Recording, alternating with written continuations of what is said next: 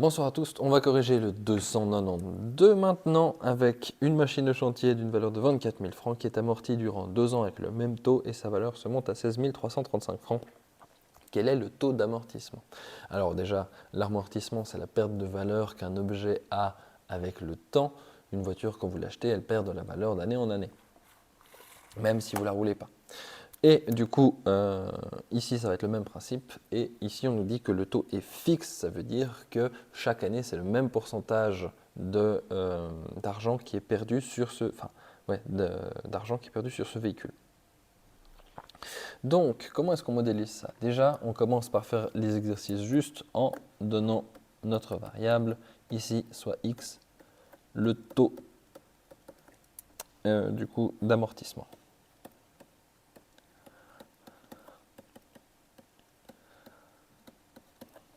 Voilà. Maintenant, la machine valait 24 000 francs à la base. Ça, c'est clair. Comment est-ce que ça marche un amortissement? C'est une perte de valeur, donc ça veut dire que le 24 000 francs, il va perdre X%. Et donc, je prends ce 24 000 et je lui soustrais 24 000 fois X%, ou X pour si c'est directement chiffre à virgule, pour enlever la valeur qui est perdue. Et ça, c'est la première année.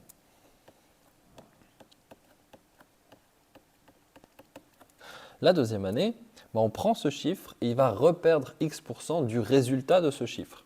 Donc je vais appeler tout ce bidule, je vais l'appeler Y parce que ce sera plus simple. Et du coup, je fais Y moins Y fois X. Et après, il faut remplacer les Y pour obtenir le résultat à la deuxième année. Maintenant, si on est un tout petit peu malin, on n'a pas envie d'écrire tout ça, c'est pas beau. Par contre, on peut tout à fait remarquer que on peut mettre en évidence des choses.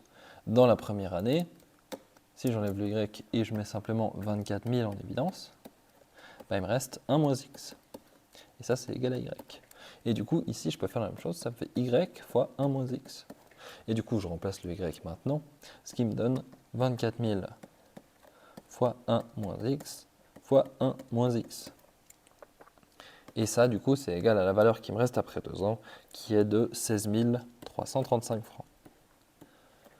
Et une fois que j'ai ça, je vais commencer à pouvoir résoudre cette équation. Je remarque que 24 000 et 1 moins x fois 1 moins x, c'est une identité remarquable. Et du coup, ça me fait 1 moins 2x plus x carré, qui est égal à 16 335. Donc, 24 000 moins 48 000 x plus 24 000 x carré est égal à 16 335. Je mets égal à 0, évidemment. Donc 24 000 x carré moins 48 000 x plus 24 000 moins 16 335, ça fait 7 665, est égal à 0.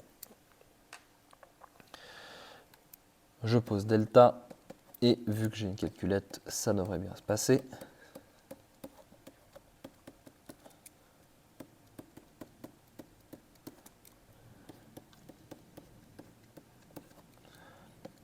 Je tape tout ça à la calculette et j'obtiens le résultat d'1 568 160 000.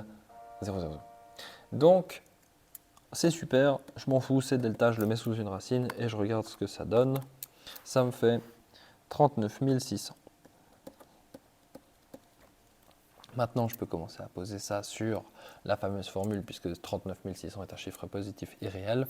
Donc, on prend le moins 48 000 sur lequel on fait moins, donc ça fait plus 48 000, plus ou moins 39 600, qu'on divise par 2 fois 24 000.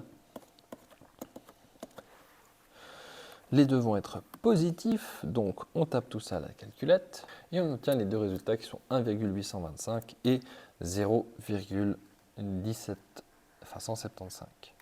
Maintenant, tout ça, il faut que je le convertisse en pourcents puisque je n'ai pas utilisé les pourcents. Donc ça veut dire que soit j'ai 182,5%, soit 17,5%. Le premier, ça voudrait dire que je perds une fois la valeur plus 82% qu'il faut que je repaye à je ne sais même pas qui. Donc, clairement, c'est pas possible. Le deuxième, par contre, 17,5% de la valeur qui se perd toute seule, bah ça va, ça me coûte pas de l'argent. Moi, je ne dois pas le sortir de ma poche, il n'y a pas d'action déraisonnable à fournir. Donc, cette machine de chantier,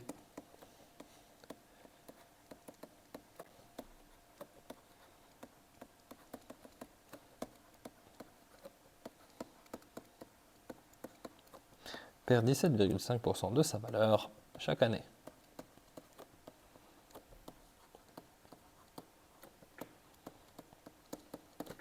Et voilà pour le 292.